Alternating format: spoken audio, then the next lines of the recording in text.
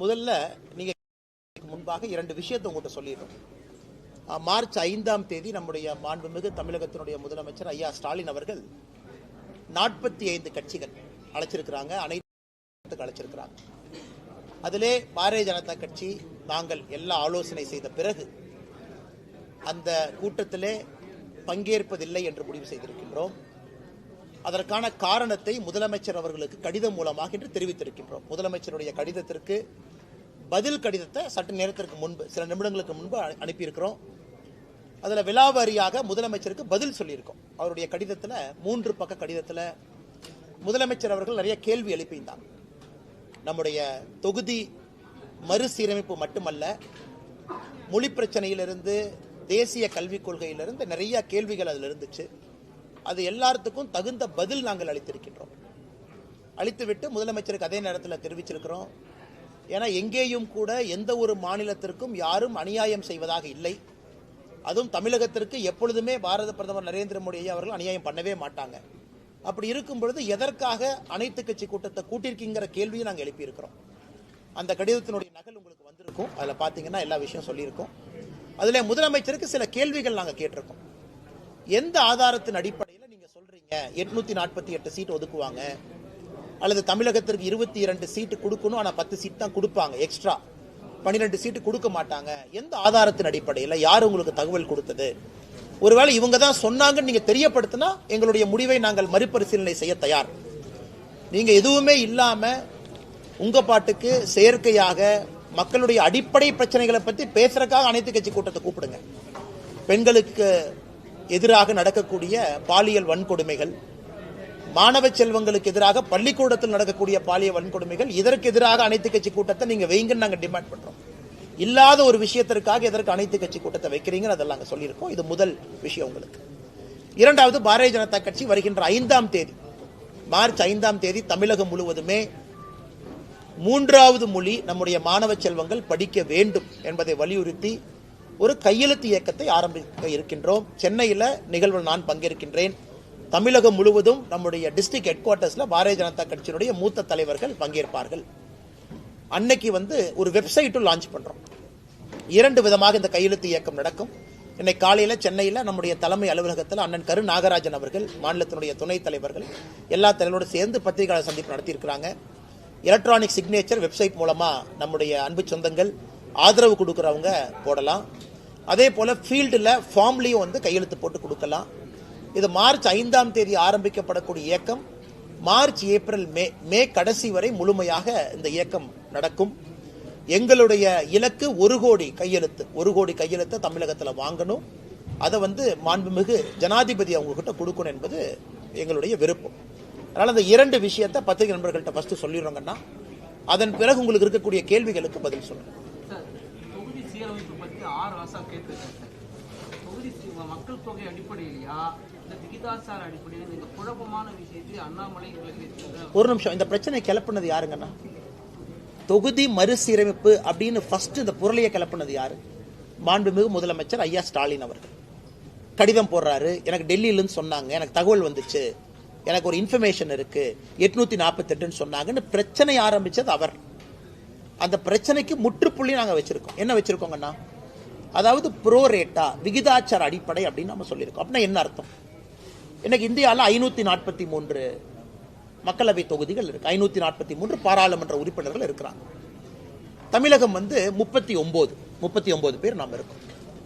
அப்படின்னா 543 நம்ம எவ்வளவு ஒரு ரேஷியோ போட்டுக்கிட்டீங்களா? 7.1516% இருக்கும். 7.2% குறைவு. நாளைக்கு அது 600 சீட்டோ 700 சீட்டோ 800 சீட்டோ 900 சீட்டோ அது வரும் பொழுது விகிதாச்சாரம்னா என்ன? இன்னைக்கு இருக்கக்கூடிய மொத்த சீட்டுல தமிழகத்திற்கு எவ்வளவு பங்கீடு இருக்கோ, நாளைக்கு வரக்கூடிய சீட்டுலையும் தமிழகத்திற்கு அதே பங்கீடு இருக்கும் அப்படிங்கறது விகிதாச்சாரம்.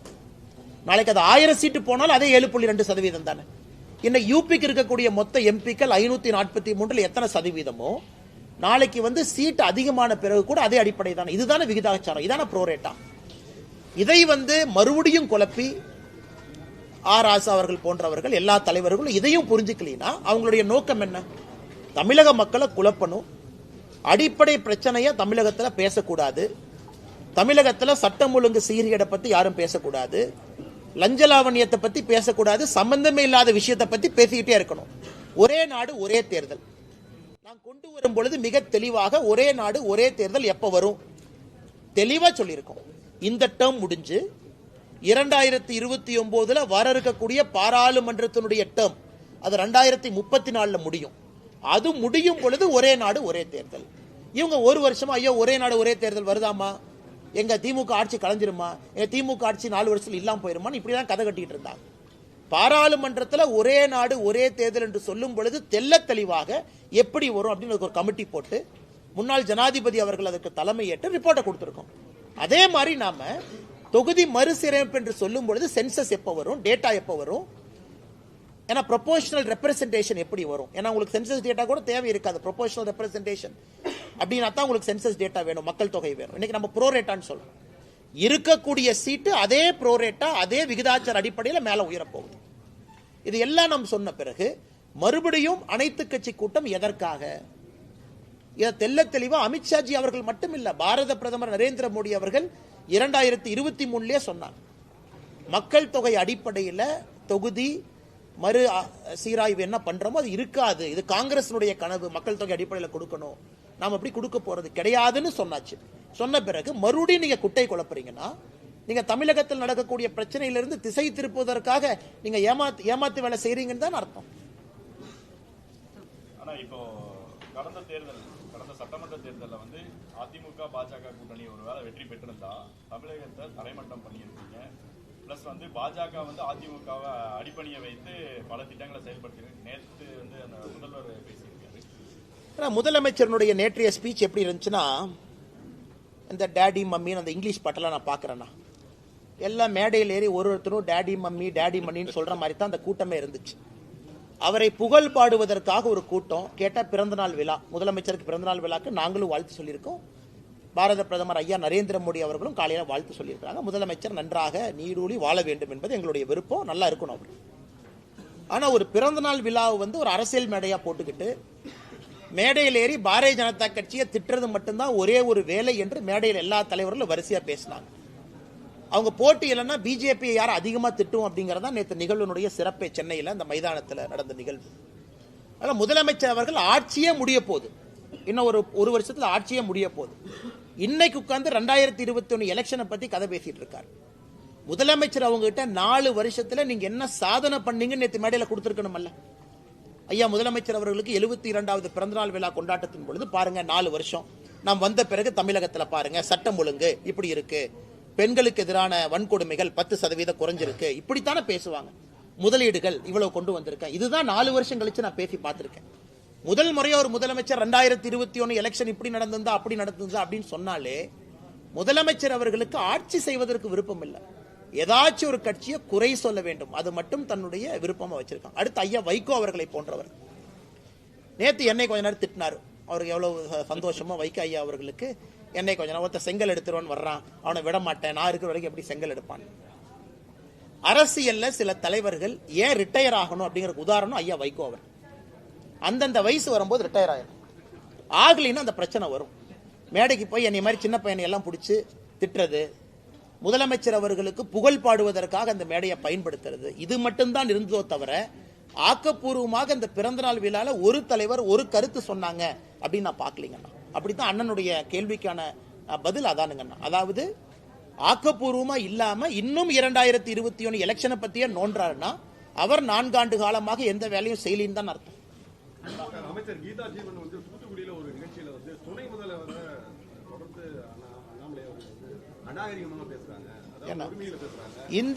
இந்திய அரசியல் வரலாற்றுல அநாகரிகமாக பேசக்கூடிய ஒருவர் இருக்கிறார் அப்படின்னா நம்முடைய துணை முதலமைச்சர் மதிப்புக்குரிய ஐயா உதயநிதி ஸ்டாலின் அவர்கள்.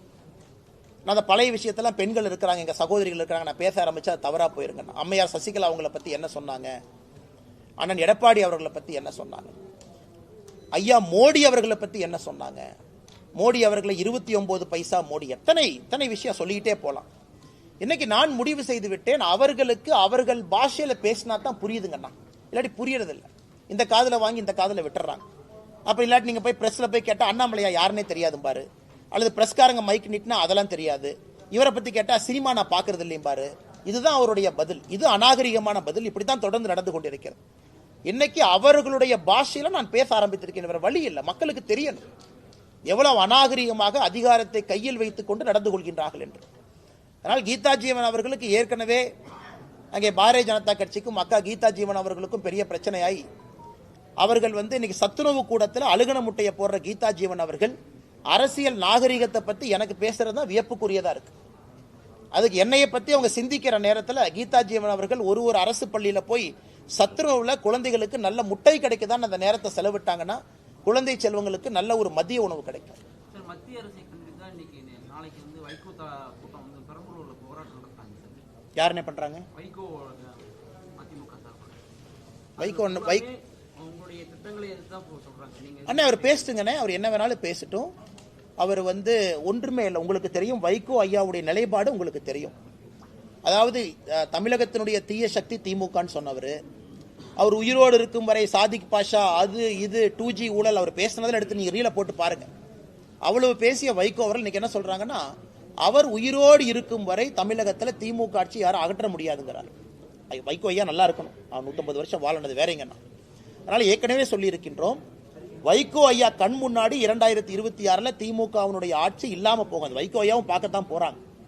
ஏன்னா இவ்வளவு பெரிய ஒரு தலைவர், தனிப்பெரும் தலைவர் வைகோ ஐயா அவர்கள் திமுக கட்சிக்கும் முதலமைச்சர் அவர்களுக்கும் புகழை பாடக்கூடிய கோர்ட்டில் ஒரு குமாஸ்தாவாக மாறி இருப்பது ஒரு வேதனைக்குரிய வருந்தத்தக்க ஒரு விஷயங்கள். ஆனா இப்ப நேற்றைய தினம்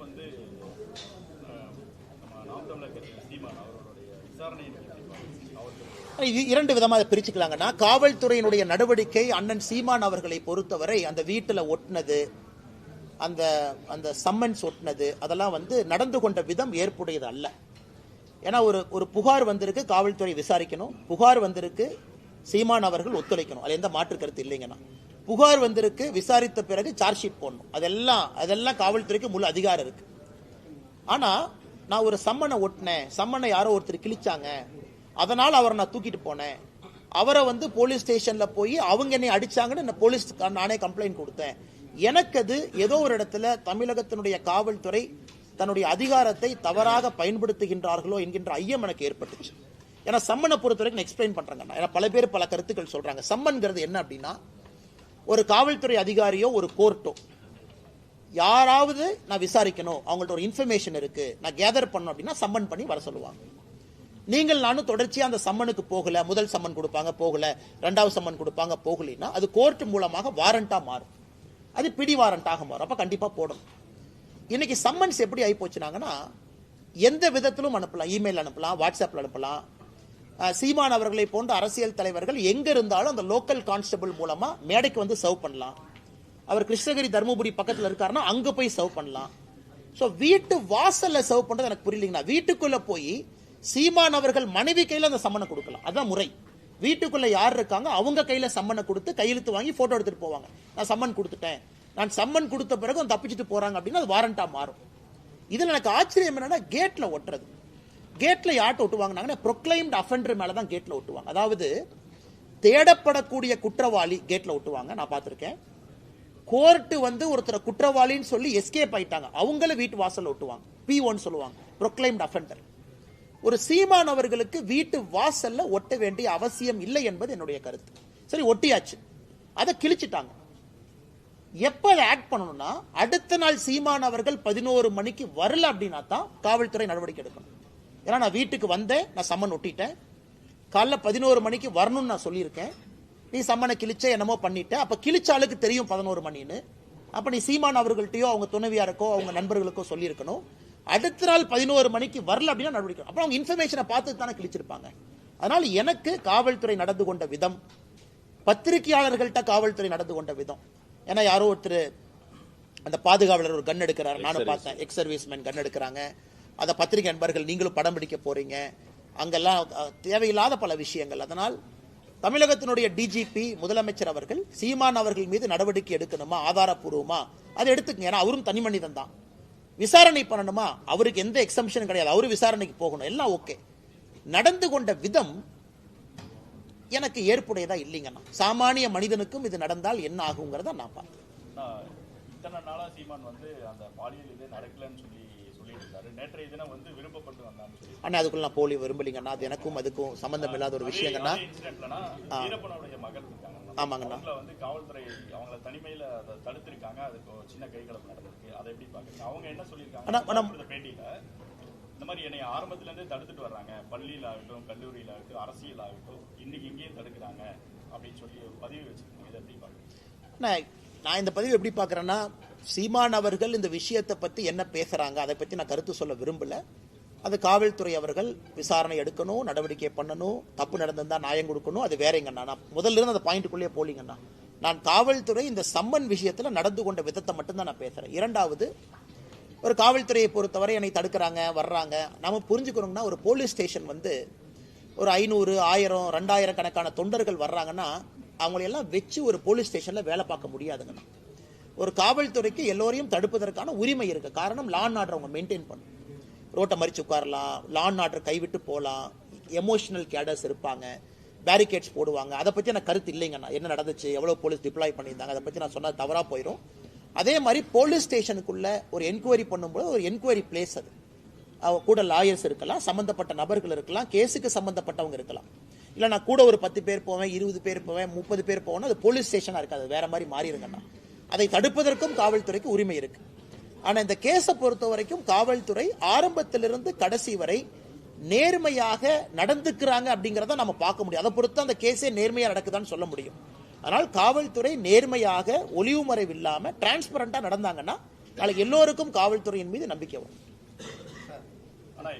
நிதியமைச்சர் தங்கம் தென்னரசு நேற்று பேட்டியில் சொல்லியிருக்காரு, மத்திய அரசு வந்து மாநிலங்களுக்கான நிதி ஒதுக்கீடை மேலும் குறைக்கிறதுக்கு பிளான் பண்றாங்க அப்படிங்கிற மாதிரி சொல்லியிருக்காங்க. தங்கம் தென்னரசு ஐயா டெல்லி போகும்போது இதை பற்றி எதுவுமே பேச மாட்டாருங்கண்ணா. ஜிஎஸ்டி கவுன்சில் இதை பற்றி எதுவுமே பேச மாட்டாரு.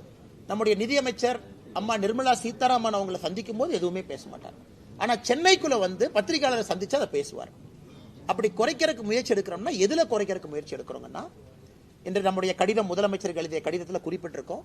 ஐயா 10 ஆண்டு காலம் யூபிஏ காலகட்டத்தில், 10 ஆண்டு காலம் என்டிஏ காலகட்டத்தில் தமிழகத்திற்கு கொடுக்க வேண்டிய நிதி 5 மடங்கு அதிகமாக வந்திருக்கு. டெவல்யூஷன் கிராண்ட் ஹெட்ல மட்டும் 5 டைம்ஸ் மோர் கொடுத்துருக்கோம்.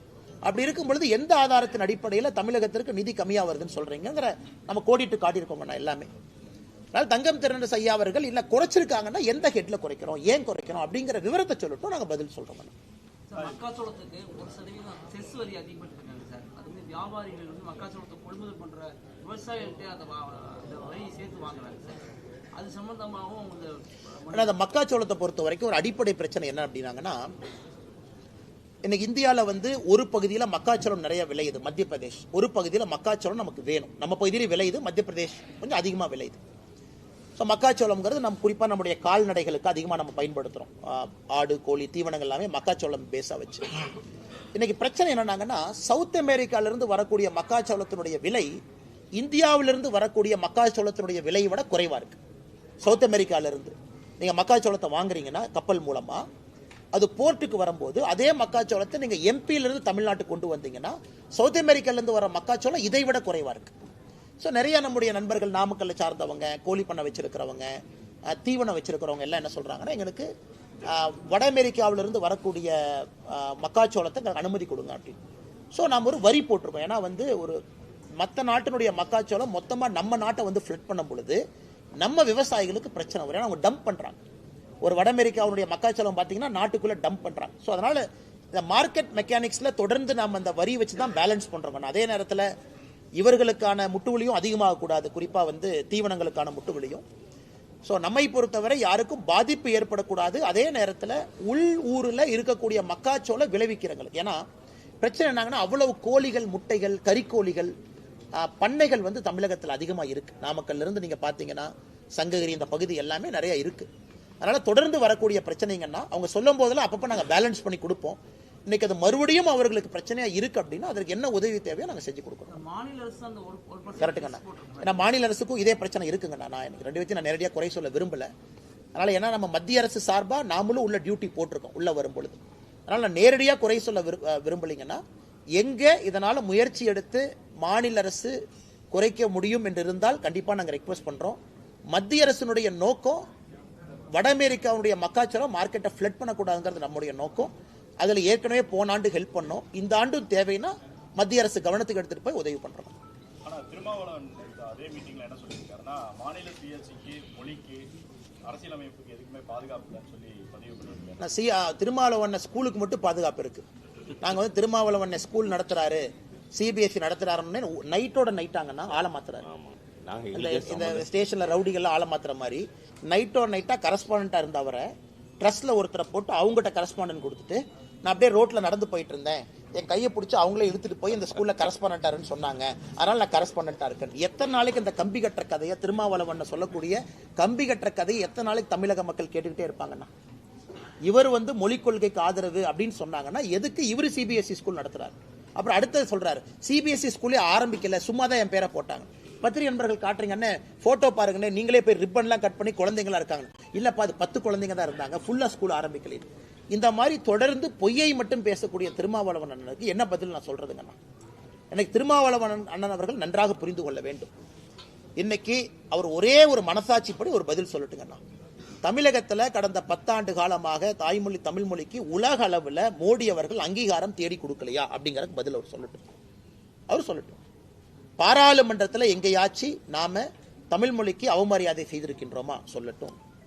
கலாச்சாரத்துக்கு அவமரியாதை செய்திருக்கின்றோமா சொல்லட்டும். எதுவுமே இல்லாம அரசியல் காரணத்திற்காக அண்ணன் பேசுறாருன்னா எப்படி பதில் சொல்றதுங்கண்ணா? பிரசாந்த் கிஷோர் ஒரு அறிவிப்பு கொடுத்திருக்காரு சார். 2026 தேர்தலில் தாவேகா விஜயோட கட்சியும் தனித்து தான் போட்டியிடுன்னு சொல்லி அறிவிப்பு கொடுக்கல. ஒரு தனியார் தொலைக்காட்சி இன்டர்வியூ எடுக்கும்போது சொல்லியிருக்கின்றார். அண்ணா கரெக்டுங்கண்ணா, சொல்லணும்லண்ணா. இன்னைக்கே ஜெயிக்காதுன்னு சொன்னா அப்புறம் பிரசாந்த் கிஷோர் அண்ணா ஒரு வருஷம் கூட வச்சுக்க மாட்டார்ல. அதை கவுண்ட் பண்ணி என்ன சொல்லுவார், சாப்பாடு நல்லா இருக்குன்னு சொன்னா தான் சோறு போடுவேன் அப்படின்னு. அதனால இன்னைக்கு வந்து நீங்க விஜய் அண்ணனோட இருக்கும்போது சாப்பாடு நல்லா இருக்குன்னு சொல்லணும், சோறு போடணும்லண்ணே. அதனால பிரசாந்த் கிஷோர் அவர்களை பற்றி நான் தவறா சொல்லிங்கண்ணே. அவர் ஒரு கட்சியோடு சார்ந்திருக்கின்றார், சொல்வதற்கு எல்லா உரிமை இருக்கு. ஏன்னா இதையே பிரசாந்த் கிஷோர் அவர்கள் பல இடத்துல சொல்லியிருக்கிறாங்க. அவருடைய சொந்த கட்சிக்கும் பீகார்ல சொல்லியிருக்கிறாங்க, ஜனசுவராஜ் பீகார்ல ஜெயிக்கும்னு சொன்னாங்க. ஆனா நடந்து முடிந்த தேர்தலில் பார்த்தீங்கன்னா 3வது 4வது இடத்துல தான் வந்தாங்க பை எலெக்ஷன்ல. அதனால அவர் சொல்றவங்க சொல்லட்டும், மக்கள் கடைசியா முடிவு செய்ய போறாங்க. நான் மக்களுடைய கையில் அது இருக்கு. என்னை பொறுத்தவரை அதை சாத்தியக்கூறாக நான் பார்க்கவில்லை. ரொம்ப அது கண்டிக்கத்தக்க ஒரு விஷயம். ஏன்னா ஒரு கிரிமினல் சட்டத்தில் பார்த்தீங்கன்னா நம்ம ஒரு ஐபிசி பீனல் கோட் இன்னைக்கு பிஎன்எஸ் ஒரு கிரைமை வந்து 3 ஏஜா பிரிப்பாங்க. 8 வயசு, 8 இருந்து 12 வயசு, 12 இருந்து 18, 16 அது மாறுதுங்க டிபெண்டிங் ஆன் த ரேட். 8 வயசுக்கு கீழே இருக்கக்கூடிய ஒரு குழந்தை எந்த தவறு செய்தாலும் அது தவறு கிடையாதுங்கிற அர்த்தம். ஏன்னா மென்ஸ்ரியா, லாட்டின்ல மென்ஸ்ரியான்னு ஒரு வார்த்தையை பயன்படுத்துறாங்க. அப்பனா அந்த குழந்தைக்கு மனசளவுல சைக்காலஜிக்கல் அளவுல தப்பு செய்யணும் அப்படிங்கிற எண்ணம் அந்த குழந்தைக்கு உருவாகிறத 8 வயசை தாண்டி. 8 வயசு கீழே அவங்க குழந்தை. அதனாலதான் நம்முடைய பீனல் கோட்ல கிரிமினல் சட்டத்துல பாத்தீங்கன்னா பிலோ 8 இயர்ஸ் நோ அஃபென்ஸ். அந்த குழந்தை கத்தி எடுத்து ஒருத்தரை குத்தி கொன்னா கூட அது அஃபென்ஸ் இல்லை.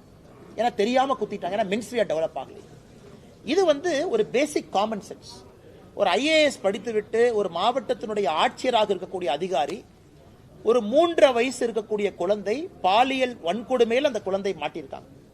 அந்த குழந்தை மாட்டினதுக்கு காரணம் அந்த குழந்தையினுடைய நடவடிக்கை சரியில்லை, அந்த குழந்தை அவங்களை இன்சல்ட் பண்ணாங்க, அதனாலதான் அந்த குழந்தையின் மீது பாலியல் வன்கொடுமை நடத்தப்பட்டதுன்னு சொன்னதை வன்மையா கண்டிக்கிறோம்.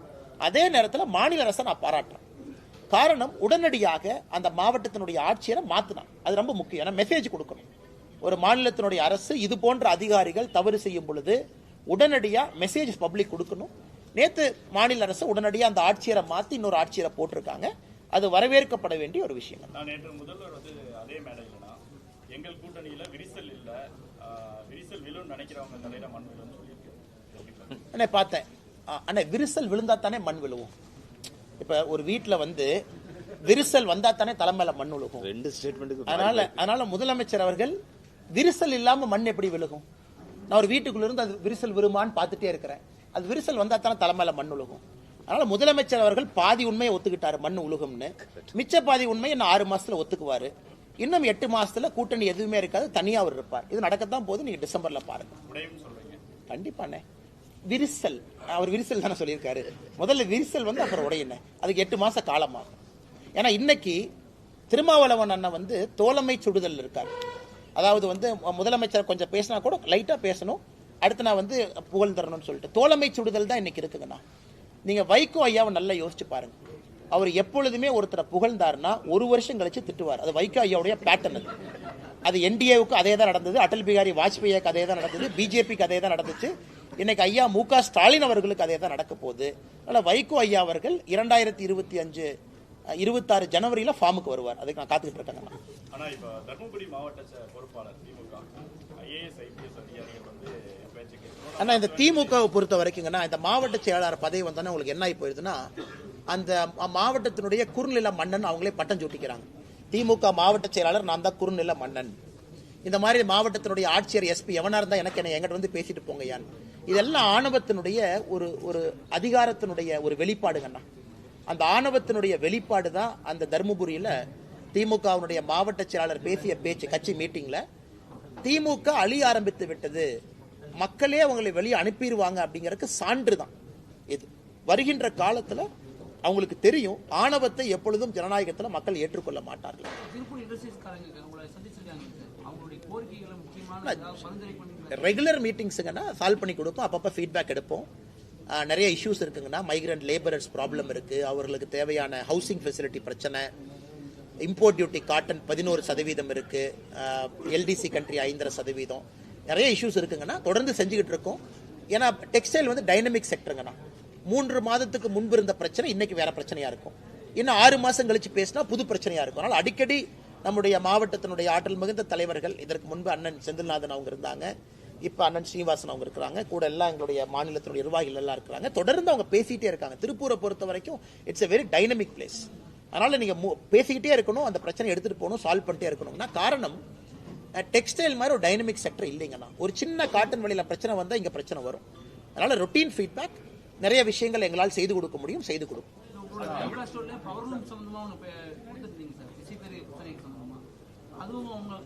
ஆமாங்கண்ணா, அதுவும் இன்னைக்கு பேசணும், என்னென்ன முயற்சி எடுத்திருக்கோம் நம்ம சொன்னோம். பாரத் டெக்ஸ் ஃபேர்ல நம்ம பிரதமர் மோடி ஐயா சொல்லியிருக்காங்க அடுத்து என்ன பண்ண போறோம், என்ன செய்ய போறோம்னு. குறிப்பா உங்களுக்கு அந்த டஃப்ட் ஸ்கீம் திரும்ப வரணும், அதெல்லாம் பேசிருக்கோங்கன்னா 100% செஞ்சு கொடுப்போம். தமிழ்நாட்டுடைய கலை கலாச்சாரத்தை இந்த திமுக அழிக்க பார்க்குது அப்படின்னு சொல்லிட்டு இந்த பகுதி, அதாவது ஆதிச்சநல்லூர் கீழடி போல வந்து இங்கேயும் அகழ்வாராய்ச்சி பண்ணணும் அப்படின்னு சொல்லிட்டு காவுத்தம்பாளையம் கிராமத்தில் கிட்டத்தட்ட 600 நாட்களாக தொடர்ந்து போராட்டத்தில் அந்த பகுதி மக்கள். ஆனா நாங்க எங்க ஆதரவு கொடுத்தோங்கன்னா எங்க ஆதரவு கொடுத்திருக்கோம். ஆதரவு கொடுத்தது மட்டும் இல்லாம நம்முடைய மத்திய அரசுக்கு எழுதியிருக்கோம். மத்திய அரசு பதில் என்ன போட்டிருக்காங்கன்னா இதை வந்து மாநில அரசு முன்னெடுக்கணும், மாநில அரசு முன்னெடுத்த பிறகு நாங்கள் வருகின்றோம் சொல்லியிருக்காங்க. இது ரொம்ப ஆச்சரியம் என்னன்னா அந்த கிராமத்து மக்கள் வந்து கிட்டத்தட்ட 700 நாளாங்க அன்னைக்கு 600 நாட்களை தாண்டி தொடர்ந்து இருக்காங்க. அண்ணன் ஏபி முருகானந்தம் அவங்க எல்லாம் போய் பார்த்துட்டு வந்தாங்க, நானும் அவர்களை சந்திச்சேங்கன்னா. நாங்கள் அவர்களோடு இருக்கின்றோம். குறிப்பா அந்த நடுக்கல், அந்த இருக்கக்கூடிய கல்லெல்லாம் பாத்தீங்கன்னா அவ்வளவு பழமையான ஒரு கற்கள், அதுல எந்த ஒரு இது இல்லை. அதனால தமிழகத்தினுடைய கலாச்சாரத்தை பாதுகாக்கிறேன் அது இதுன்னு சொல்லக்கூடிய முதலமைச்சர் அவர்கள் ஏன் இதுவரைக்கும் இங்க கவனம் கொடுக்கல அப்படிங்கிற ஆச்சரியம் எனக்கு இருக்கு. அதனால நிச்சயமாக கவனம் கொடுக்கணும். ஒரு மக்களை 600 நாட்களுக்கு முன்பு ஒரு அரசு உதாசீனப்படுத்துறாங்கன்னா அந்த அரசுக்கு உண்மையாலும் மக்களின் மீது ஒரு மரியாதை இருக்கா அப்படிங்கிற கேள்விதான் நமக்கு எழுதுங்க. ஆனா நேற்றைய தினம் சீமானுடைய விசாரணை நேரம் காலதாமதத்துக்கு வந்து காவல்துறையினர் சீமான் சொல்லியிருக்காரு. குறிப்பா வந்து முதல்வர் பேசி முடிச்சதுக்கு அப்புறம் தான் வெளியில அந்த ஹோட்டல்ல இருந்தே கிளம்ப சூழ்நிலை இருந்துச்சு அப்படின்னு சொல்றாரு சீமான். ஆனா நான் தெரியலங்கண்ணே, நான் நேற்று 10 மணிக்கு படுத்து தூங்கிட்டேங்கண்ணே. ஏன்னா காலையில் நேரமே நான் கோயம்புத்தூர் வரணும் நிகழ்ச்சிக்குன்னு சொல்லிட்டு எனக்கு இரவு என்ன நடந்தது, யார் எத்தனை மணிக்கு பேசினாங்கலாம் எனக்கு தெரியாதுங்கண்ணா. ஏன்னா லேட்டாக தான் நடந்திருக்கும், அதனால எனக்கு சத்தியமா தெரியலங்கண்ணா. திருப்பூர் மாநகராட்சி மேயர் அவர் உங்களை பத்தி ஒரு ஃபர்ஸ்ட் மீட்ல பேசுறப்ப என்ன சொல்லிட்டாரு, இந்த மாதிரி கொங்கு மண்டலத்தை சேர்ந்தவர், அவர் வந்து இப்படி ஒரு அரைவேக்காடு அப்படின்ற ஒரு வார்த்தையை பயன்படுத்தி அது மாதிரி பேசுறாருன்னு சொல்லியிருக்காங்க. அதை பத்தி கோவம் வரத்தானே செய்யும். ஏன்னா அவங்களுடைய நெஞ்சில சுமக்கிற தலைவரை பத்தி நம்ம தப்பா பேசுறோம் அப்படிங்கிற கோவம் வரத்தாங்கன்னு செய்யும். அதான் இவங்களே என்னன்னா அடிமைகள், அவங்கெல்லாம் அடிமைகள். இவங்கெல்லாம் எப்படிப்பட்ட அடிமைகள்னா எந்த வித ஒரு தலைவனுக்கு ஒரு தகுதி இருக்கணுங்கண்ணா. There should be a basic character. மண்ணிலிருந்து வந்திருக்கணும், மண் சார்ந்து வந்திருக்கணும், மக்களுக்கு ஏதாச்சும் பண்ணியிருக்கணும். அவர்களை எல்லாம் தலைவர்களா ஏத்துக்கிட்டு சுத்துற கட்சி இந்த திமுக. உதயநிதி ஸ்டாலின், இன்பநிதி அவர்கள். உங்க திருப்பூர் மேயர்லாம் போய் இன்பநிதி ஸ்டாலினுக்கு சேவை பண்ணுங்கன்னா போய் சேவை பண்ணுவார், அந்த மாதிரி ஆட்கள். அதனால இவங்க சொல்ற கருத்துக்கெல்லாம் பதில் சொல்லி என்னுடைய தரத்தை நான் தாழ்த்திக்க விரும்பலீங்கன்னா. நான் உதயநிதி ஸ்டாலின் அவர்கள் ஒரு தலைவராகவே மதிக்கல, ஆனஸ்டா சொல்லணும்னா. அதை விட எத்தனையோ பஞ்சாயத்து தலைவர்களை நான் பெருசா மதிக்கிறேன். ஏன்னா அவங்க எல்லாம் மண்ணிலிருந்து வேலை செஞ்சு வர்றாங்க. இவங்க எல்லாம் சும்மா ஸ்டாலின், கருணாநிதி அப்படிங்கிற ஒரு சர்நேமை வச்சுக்கிட்டு ஆட்சியில சுத்திக்கிட்டு இருக்கிறாங்க. அவர்களுக்கு இவர்கள் வரிந்து கட்டி கொண்டிருக்கின்றார்கள். அதனால இந்த மேயர் சொல்றதுனால நாங்கள் என்ன தாழ்ந்து போயிடுவோமா? அதனால திமுகவை பொறுத்தவரை எங்க தூத்துக்குடியில் யாரோ சொன்னாங்களாமா, அங்கிருந்து ஆள் விட்டு என்னை அடிப்பாராமா, அனுப்புன்னு. இதுதான் ஒரு வராஜக வன்முறை, ஒரு ரவுடி கட்சிக்கு திமுக உதாரணம்னா பேச்சுல செயல்ல தொடர்ந்து நடந்துகிட்டு இருக்கிறாங்க. நானும் பார்த்துக்கிட்டு தான் இருக்கிறேங்க. அது அப்பா இல்லைங்களா, அப்பத்தா. ஏன்னா அது கரெக்டா பாருங்கன்னா அது அப்பான்னு வராது, நீங்க கரெக்டா அது போட்டீங்கன்னா அது அப்பத்தான் வரும். அப்பத்தானா என்னன்னு தமிழ்நாடு தெரியும். ஏன்னா நம்ம ஊர்ல தான் அப்பத்தாங்க. அந்த அது வரக்கூடாதுங்கிறதுக்காக பாதி தமிழ் பாதி ஆங்கிலத்துல போட்டு அது அப்பா ஆப்னு மாத்திருக்காங்க. அதுலயே எவ்வளவு பெரிய ஃப்ராடு பண்றாங்கன்னு பாருங்க. அது ஆக்சுவலா அது அப்பத்தா ஆப். அதை வச்சு இவங்க பண்றதே வந்து பண வசூல். எனக்கு எல்லா இடத்துலயும் நம்முடைய ஸ்கூல் நடத்துறவங்க என்ன சொல்றாங்கன்னா, ஐயா அந்த வேட்டை பண வசூல் பண்றதுக்கே இந்த மாதிரி ஆரம்பிச்சிருக்கிறாங்க. முதல்ல வந்து 2021 முன்பு சிபிஎஸ்இ பள்ளிகளுக்கு 3 ஆண்டுகளுக்கு ஒரு முறை தான் ரெனியூவல் இருந்துச்சு. இவங்க வந்த பிறகு வருஷத்துக்கு ஒருக்கா. அதனாலதான் மத்திய அரசு இன்னைக்கு பர்மிஷனே தூக்கிட்டோம். நாங்க ஏன் தூக்கணுங்கன்னா போன வாரம் பர்மிஷனே தூக்கியாச்சு. இனி மாநில அரசு சிபிஎஸ்சிக்கு நீ அங்கீகாரமே கொடுக்க வேண்டாம், நீ கொடுக்கறதுக்கான அறிவிப்பை தூக்கிய நீ 5 லட்சம் 10 லட்சம் 15 லட்சம் வசூல் பண்ற, எதுக்கு உனக்கு பணம் கொடுக்கணும்? அது ஒன்றுங்கண்ணா. இரண்டாவது, இன்னைக்கு அங்கீகாரத்தை தூக்குனதுக்கு அப்புறம் இந்த கூட்டத்தை போடுறாங்க. அப்பான்னு போட்டு ஸ்கூல்ல பேரண்ட் டீச்சர்லாம் கொண்டு வந்து அவங்கள வச்சு ஒரு பண வசூல் பண்றாங்க. இவங்க வேலையை வந்து ஏதாவது பண்ணி கல்லூரியில பள்ளிக்கூடத்துல பண வசூல் பண்ணலாங்கிறத அவங்க நோக்கம். நான் ஏற்கனவே சொல்லிக் கொண்டிருக்கின்றேன், இந்த மும்மொழி கொள்கையினுடைய பிரச்சனையே தனியார் பள்ளிகளுக்கு ஒரு நியாயம், அரசு பள்ளிகளுக்கு ஒரு நியாயம்ங்கிறனால தான் நாங்கள் போராடுறோம். அதுக்கு வந்து இந்த அப்பா இந்த அப்பத்தா இதெல்லாம் ஒரு காரணங்க. அதுக்கு முடிச்சுக்கலாமா? சுகாதாரத்துறை அமைச்சர் மா சுப்பிரமணியம் இன்னைக்கு கொடுத்த பேட்டியில் என்ன சொல்லியிருக்காருன்னா, பள்ளி கல்லூரிகள் முன்னாடி இருக்கக்கூடிய ஏராளமான கடைகளுக்கு நாங்கள் சீல் வச்சிருக்கோம். மா சுப்பிரமணியனுக்கு ஒரே கேள்வி, யார் அந்த சார் சீல் வச்சதுன்னு கேட்கிறேன். எல்லாம் நாடகங்கண்ணா. எங்கூட மாசு ஒன்ன வரட்டும், இங்க திருப்பூர்ல என் கூட வாங்கினா உங்களுக்கு தெரியும். நான் சும்மா உங்களுக்கு விரும்பல. எத்தனை பள்ளிக்கூடத்து பக்கத்துல எத்தனை குட்கா, எத்தனை சிந்தட்டிக் ட்ரக்கு, எத்தனை கஞ்சா, எத்தனை அபின் நான் வாங்கி கொடுக்குறேன், கூட வர சொல்லுங்கண்ணா. அப்படி சீல் வச்சாருன்னா ஐயா சொல்லிட்டு யார் அந்த சார் சீல் வச்சது, எந்தெந்த பள்ளியில போய் அந்த சார் யாருன்னு சொல்லிட்டு. எங்கேயும் சீலெல்லாம் வைக்கலன்னா சும்மா கதை விட்டுட்டு இருக்காங்க. இவர்கள் வந்த பிறகு பள்ளிக்கூடம் எல்லாம் இன்னைக்கு கஞ்சா காடுகளாக மாற ஆரம்பிச்சிருக்கு. பிளே கிரவுண்ட்ல நான் பார்த்தேன், தனியார் பள்ளி ஒன்று மெசேஜ் போட்டிருக்காங்க கோயம்புத்தூர்ல, உங்களுக்கு பாத்தீங்களான்னு தெரியல. குழந்தைங்களுடைய பேக் எல்லாம் வீட்டுக்கு வந்தா செக் பண்ணுங்க, பள்ளிக்கூடத்தில் நாங்களும் உள்ள வரும்போது செக் பண்றோம். இந்த அளவுக்கு குழந்தைகள் மீது சந்தேகத்தை ஏற்படுத்தக்கூடிய ஒரு பள்ளி கல்வித்துறையை அவங்க நடத்திட்டு இருக்காங்க. பல்லடத்துல 3 பேர் கொலை சம்பவத்தில் இப்போ வரைக்கும் 14 தனிப்படைகள் அமைச்சு இப்போ வரைக்கும் வந்து குற்றவாளிகளை கைது பண்ண முடியாம காவல்துறை. அண்ணா, நம்முடைய திருப்பூர் மாவட்டத்தினுடைய தலைவர் உட்பட அந்த கையெழுத்து இயக்கம் போயிட்டு இருக்குங்கன்னா, 15ஆம் தேதிக்கு மேல ஆளுநரை அவங்க சந்திக்க இருக்கிறாங்க. சப்மிட் பண்ண கையெழுத்தெல்லாம் கொடுத்து சிபிஐ என்கொயரி கேட்க போறோம். சமீபத்தில் பார்த்த நம்முடைய இன்னொரு சமுதாயத்தை சார்ந்த ஒருத்தரை கொண்டு வந்து ஸ்டேஷன்ல வச்சு டார்ச்சர் பண்ணி அவங்கள வெளியே வந்து ஒரு பெரிய போராட்டம் பண்ணிட்டு இருந்தாங்க. இது வேங்கை வயல் மாதிரி இந்த பிரச்சனையில யாரோ ஒருத்தரை கூப்பிட்டு மிரட்டி அவங்ககிட்ட கன்ஃபெஷன் வாங்கி இதை முடிக்க பார்க்குறாங்க. அதனால் எங்களை பொறுத்தவரை சிபிஐ விசாரணை மட்டும்தான் தீர்வுன்னு நினைக்கிறோங்கன்னா. முதலமைச்சருக்கு நாங்கள் எழுதின கடிதம் அங்கே இருக்குங்கன்னா அது உங்களுக்கு கொடுத்துட்றோம். ஏன் நாங்கள் அனைத்து கட்சி கூட்டத்துக்கு வரமாட்டோம் அப்படின்னு சொல்லி ஒரு 6-7 பக்கத்துக்கு கடிதம் எழுதியிருக்கோம். அதில் எல்லாம் நாங்கள் குறிப்பிட்டிருக்கோம். முதலமைச்சர் சொன்ன விஷயத்துக்கு எல்லா பாயிண்ட்டுக்கும் பதில் சொல்லியிருக்கோம். அதையும் பத்திரிகை நண்பர்கள்ட்ட ஒரு காப்பி கொடுத்துட்றாங்கன்னா உங்களுக்கு சாஃப்ட் காப்பி இருக்கும், நீங்கள் பயன்படுத்திக்கலாம். நன்றிங்கண்ணா.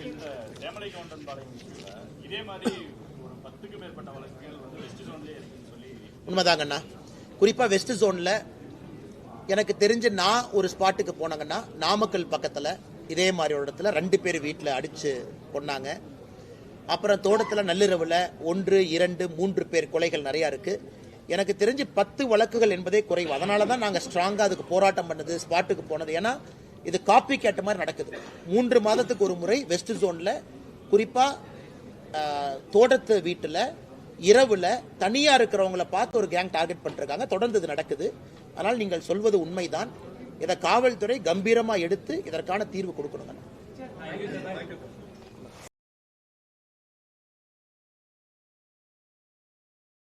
இப்போ உடல் ரீதியாக ஒரு பிரச்சனை வருது அப்படின்னா அந்த பிரச்சனைக்கு இந்த ஒரு வாஸ்து பாதிப்பு காரணமா இருக்கும் அப்படின்னு சொல்ல முடியுமா மேம்? உங்க வீட்டோட தென்கிழக்கு தெற்கு சார்ந்த 22 டிகிரில என்ன இருக்குங்கிறத நீங்க செக் பண்ணுங்க.